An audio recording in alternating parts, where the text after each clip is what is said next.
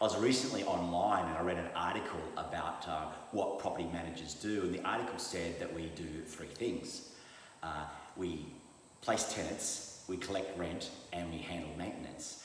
And I thought, who wrote this? Who wrote this? There's so much more that we do than just those three things. So I did a little bit more digging, and I found some other articles that all said the same thing. I was like, these can't be written by property managers. There's so much more that we do. So I just wanted to outline that here. So one of the first things we do is we help landlords prepare their property to be tenanted. A lot of landlords are like, hey, I've got a house to rent, it's empty, get a tenant in there. Sure, we could do that, but that would be a real cowboy type of way of placing a tenant. So let's talk about a few things that we do.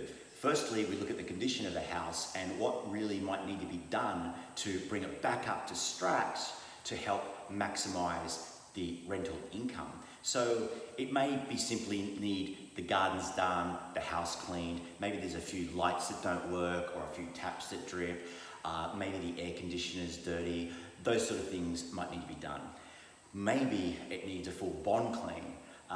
There might be some compliance issues. So if it's gas like this, it needs a gas certificate. If there's a pool, it needs a pool certificate. Obviously it needs to be smoke alarm and blind compliant as well. What about water wise? So it should be water wise as well, because that allows the landlord to on-charge excess water to the tenants. So all these sort of things we help. There's quite a big list of things that needs to be done to get a property ready to be tenanted. And as property managers ourselves, we do that for our clients. We sort of say, hey, we're managing your property, we can coordinate all this for you. So whilst you don't have to do it yourself as a landlord, but you can, speak to your property manager because they can probably coordinate for you as well. We also give advice on what additional things a landlord can do to maximize their rental income. So tenants now are looking for properties that have fly screens on all the windows and doors. They're also looking for security, so security doors on the front and back, deadlocks on the doors, fans in every bedroom, not just one air conditioner, but an air conditioning that conditions the entire home. Tenants looking for that as well. So there are a few little things as landlords that you can consider to do to help maximize your rent, because all those things will help you get a little bit extra rental income. If you want to get a little bit more serious, how old is your kitchen appliances? Is your oven run down? Is your dishwasher run down? All those things make a big difference as well. Right now, when our clients' dishwashers fail, it's just not cost effective to get them fixed. At the time of this video, Appliance Online had a special where they're doing Bosch dishwashers for $999 delivered, and they'll take the old one away. All we've got to do is plug in the new one. And if your dishwasher is 5 or more years old and it fails, just invest $999 and get a Bosch installed. I love Bosch, high quality German product, lasts a very long time because the products that are built inside, and they're good value for money as well. Now we're talking about how we recommend and advise on helping you maximize your rental return. What about this? Does your property have a tax depreciation report? A lot of landlords get confused about this and they think, oh, they're only relevant for brand new properties. You can use them on old property as well. But guess what? If you get one today, they can be backdated to about 2 years ago. So you can get one today and get tax deductible returns from up to 2 years ago. But also, the right report can last as long as 40 years. So how much do these cost? They're about $600. But think about it. $600, and in your first tax return, you're going to get that and possibly more back in tax returns. And a lot of investors buy investment properties to help minimize their tax, and that's all part of maximizing your rental return. How do we find tenants? Well, we grab some quick photos, we throw it on realestate.com, we take some inquiries, we show some tenants, and we put one in. That's how a lot of property managers work. We don't do that. we have a much more structured process for finding tenants. So the first thing we do is we have all our investment properties professionally photographed. If the property is vacant, we also pay for virtual furniture to be installed in a couple of photos. We do a colour floor plan. When we put it on realestate.com, we're competing with a lot of other properties that tenants want to look at. So we pay for an ad upgrade. So we're running the largest ad that realestate.com has. So our property gets more exposure to more buyers than the other properties we're competing with. That's the first thing. Then we put it out on social media. We put it out to our database. At the time of writing this video or filming this video, we had about 1,700 tenants in our database. They all find out about the property as well. Then we put it on Facebook Marketplace. Then, at the time of this video, we do 3 open homes a week. We love doing open homes, and we love doing 3 a week because it gets all the tenants through really fast. And when tenants see that we're opening on a Tuesday and a Thursday and a Saturday, they schedule it in and they come along. It's a very structured way of getting inquiry. Now we're talking about how do we find tenants. So we also encourage tenants to apply online prior to viewing the property because that encourages them to get all their applications in even before they've seen it. So if we've processed their application before they've seen it and they like it, then the job's half done. We want to get a tenant for our landlords as quickly as we possibly can. What about inquiries? Well, you know what surprises me is how many tenants I meet that tell me, "You're the first person that's called me back." I go, "What do you mean?" "I've left messages with 8 other property managers today and you're the only one that's called me back." I can't actually comprehend what that means, but obviously a tenant calls, we answer the phone. If we can't answer the phone, we call them back. Same with responses. We get a lot of responses through social media. We've got about 3 people in our agency that respond to social media inquiries. Emails. We have about 3 people in our business that responds to tenant email inquiries. So we are quick with all this, and every single time we're saying, "Oh, by the way, apply online before you view the property." So this is our process for finding a tenant. So we've now found lots of tenants, we've got lots of applications. What about placing the tenants? How do we choose which tenant we're going to place? Well, they've all got their rental applications and we spend a considerable amount of time, like about 2 hours, doing checks. So we check them on Ticker, which is a national rental database. We check with their past property managers. We check with their employment. We check their personal references. We check them on Facebook. And we check them on Google as well. So our checks are very comprehensive and we check. Then we present the tenants to the landlords and ultimately the landlords choose if they want to place those tenants or not. Because our tenant process is very structured, we are relatively good at getting quality tenants because we know if we don't place a quality tenant, we're the ones responsible that have to deal with it. Now, before the tenant moves in, about a day before the tenant moves in, fact, we do an entry condition report. Now, this report takes us about 2 hours, and we go to each area of the property, so for example, in the kitchen, and we take lots of photos, and we take lots of notes about the current condition of the kitchen. And we go to every single area of the house. So over here's a butler pantry, over there's a bedroom with an ensuite. And then when the tenant collects the keys, they're given this entry condition report. And they're given 3 days to fill the report out, check the report that we've written, make any things that they disagree with, and give the report back to us to check. And then we sign it. So it's locked in. And then we email them a copy of it. So we've got a copy filed, they've got a copy filed. They have to return the property in the same condition, less what's called fair wear and tear. So this is our benchmark on how they're to return the property to us.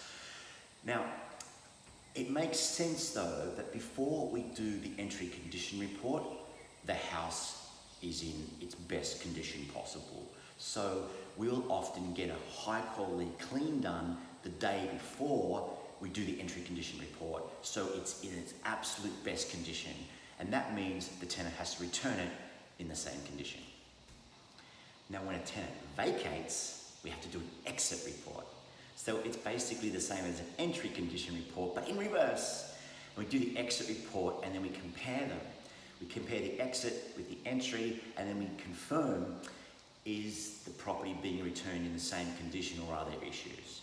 Now, if there are issues, we talk to the tenant and we give them an opportunity to rectify those issues. But if they're not prepared to, we then call in a specialist like a bond cleaner or a handyman or whatever is needed to get the property back to where it was, and those costs have to come out of the tenant's bond. So when a tenant moves in, they pay 2 weeks rent in advance and they sign the lease and they have to pay 4 weeks bond. Now, we don't take the property off the market until they sign the lease and they've paid 2 weeks rent. Once they've done that, it's leased and the property is off the market and they've secured it. Until then, it's not secured. Now, with the bond, we have to lodge the bond with the RTA. We don't keep the bond. The bond gets lodged with the RTA and we have to track it. Now, while we're talking about bond, we also do bond refunds. So if the property's been returned in the exact same condition as when they took it over, congratulations, you get your bond back. And that's what we want to do. We want to give all our tenants their bond back in full. But if there's issues, no, you don't get your bond back. We have to take some to pay and rectify those issues. But obviously, we deal with bond refunds as well. But what else do? We do bond top-ups. What's that? What is a bond top-up? So somebody might be renting the property for a year at $500 a week, and they're going to stay on for another year, but the rent has gone up $25. So their bond now isn't 4 weeks rent, it's actually $100 less than 4 weeks rent because the rent's gone up. It's called a bond top-up. So we have to track and manage bond top-ups. So we have to ask the tenant to top their bond up and then track that they have and make sure that it's all being recorded as well. Now, what if something's not going right? What if there's issues with a vacate or issues with the tenant at the property or something like that? We have to deal with what's called RTA mediation.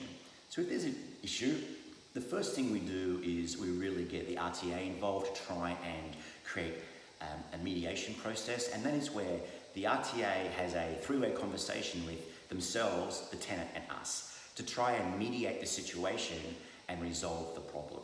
Now, if that doesn't work, we then have to do what's called a QCAT claim, and that's where we have to do a Form 2 and fill out a claim to QCAT, which is the Small Claims Court, and lodge a claim with them, and then attend court on behalf of the landlord, where we present the landlord, the tenant presents themselves, and we talk in front of a panel of judges about the issue, who then rule a decision. Of course, we collect rent and we disperse it to our owners. So most property managements pay their landlords fortnightly or monthly. We do it a bit differently. We pay them weekly, we pay them every Friday. We do that because we figure the money's no good to us in trust. We may as well get it out to our clients so they can put it on their loan and potentially reduce their loan faster. So we get it to them every Friday. So we collect rent and disperse that rent to the landlords. Now, we also handle arrears, of course. Luckily, our arrears are relatively low because we have a no tolerance policy to arrears. What I find fascinating about arrears is we can chase tenants when they're behind. So when they're, say, we chase them at 3 days, we chase them at 5 days, we chase them at 7 days. And then on the 8th day, we send them a breach notice, regardless of what they've told us why they haven't been able to pay their rent. So on day 8, they get a breach notice. We can't breach them sooner than day 8, and that's why we do it on day 8. If we could breach them on day 3, we would, but legally we can't. Day 8, they get a breach notice. But we are chasing them day 3, day 5, day 7, and because of that process that we have, our rental arrears are relatively low, and often if they're behind, they do have an excuse of, pay tomorrow. Regardless of the excuse, they still get a breach on day 8 to keep things in legislation. So obviously, yes, rental arrears is important and we're on top of it. So you don't have to worry with us. We do 4 routine inspections a year, And a routine inspection is where we go to the property. We're not there for long, we're there for 15 minutes. We check the property, we check every room, we take photos, we make notes, and we're just seeing how does our tenants maintain the property. So the things that we see mostly is they haven't cleaned, we see mold, we see the place is really messy. They're the main ones, really, I think. They're the main things. So when we do that sort of thing and we see properties that are like that, we've got photos. Our owners, as we get in the car, we press a button on our computers, and the owners get sent a routine inspection immediately. And they'll see the photos have just been taken, our notes, and there's also a little follow-up section, what we believe needs to be followed up. Then when we get back to the office, we send the tenant an email saying, hey, we just did your routine inspection and here's some items we just want to bring to your attention that we'd like to see you address. Now, there's two things we can do. We can either say, please address these and we'll check when we come back next time. Or if we think it's serious, please address these within the next 21 days and we're going to do a re-inspection then.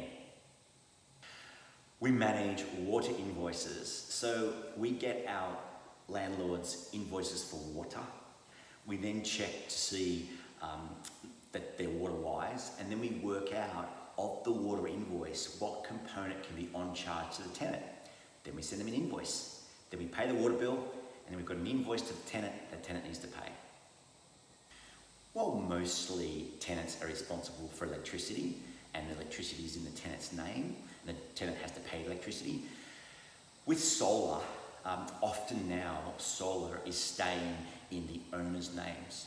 So they're doing that for various reasons, which I won't go into in this video, but how it works is often now the electricity will be in the owner's name, the bill will come to us, and we will get the bill and process it, pay the bill, but also send the tenant an invoice for either all of the electricity or a portion of the electricity, depending on what's been agreed to because of the solar structure that's set up on the property.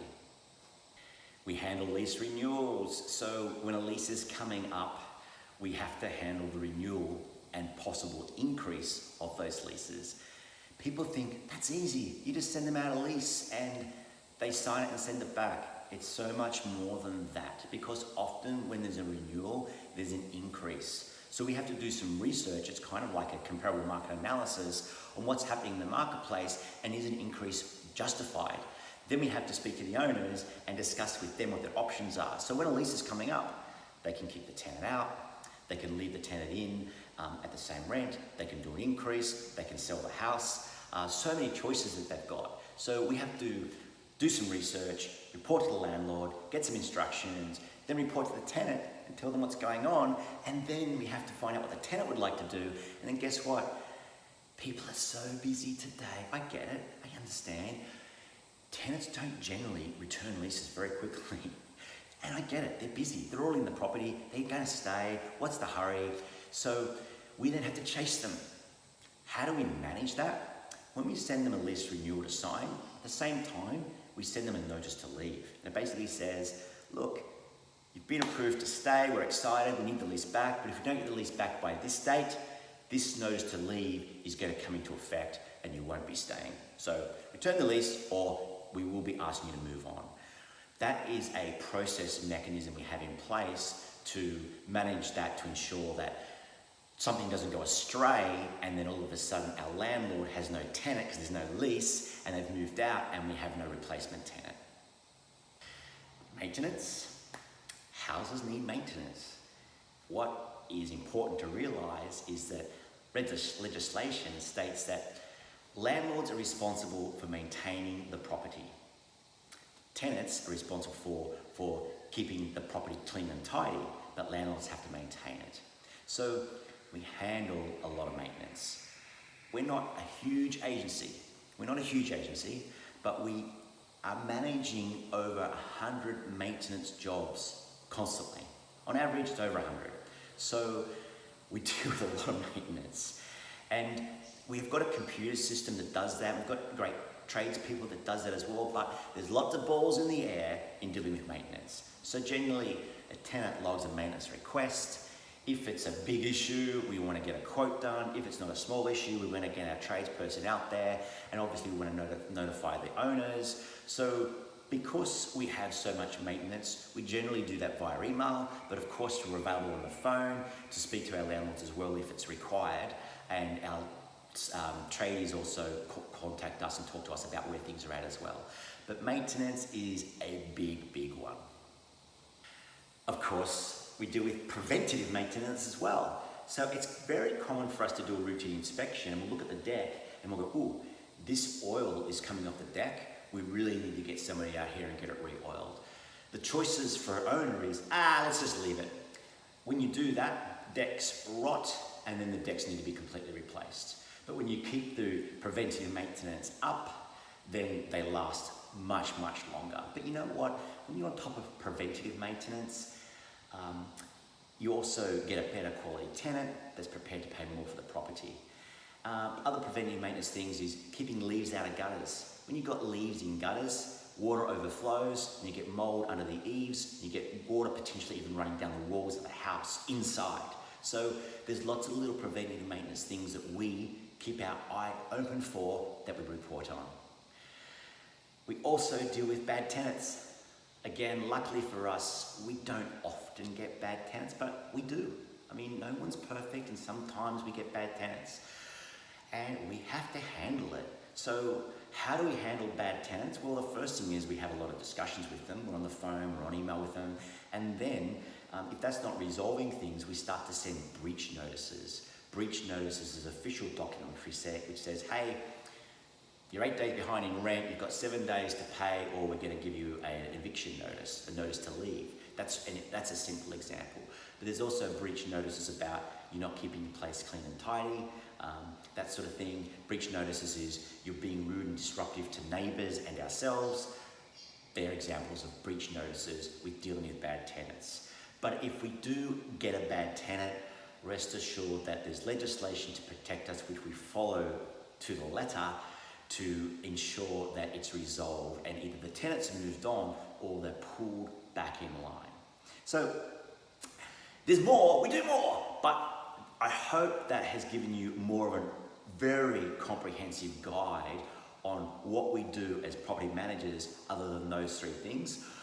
I get asked all the time with new landlords, what are your fees? What are your fees? And it's almost a question they shouldn't be wondering. Landlords, this is what I recommend to you when you're looking for a property manager. Don't get caught up on fees, get caught up on return on investment. If you deal with an agent with slightly higher fees, but they're going to really look after your investment and help you maximize your investment return, those high fees end up becoming cheap compared to dealing with an agency with cheaper fees that doesn't look after your property, places bad tenants, your property gets in disarray, you can't maximize your return. It's a false economy.